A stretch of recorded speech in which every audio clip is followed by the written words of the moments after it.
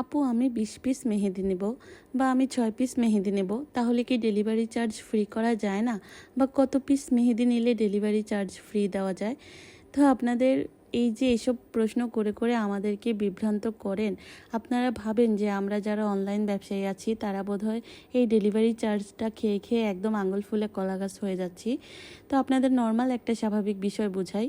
যখন আপনারা কোনো শপিং মলে শপিং করতে যাবেন, তখন আপনার যে যাতায়াত ভাড়াটায় যে যাবেন বা আসবেন, সেই ভাড়াটা তো আপনাকেই ক্যারি করতে হবে। সেটা তো কোনো দোকানদার আপনাকে বলবে না যে আপু আপনি ভাড়া দিয়ে আসছেন, ঠিক আছে আপনার থেকে আমি 100 টাকা কম রাখি বা 200 টাকা কম রাখি, সেটা তো বলবে না।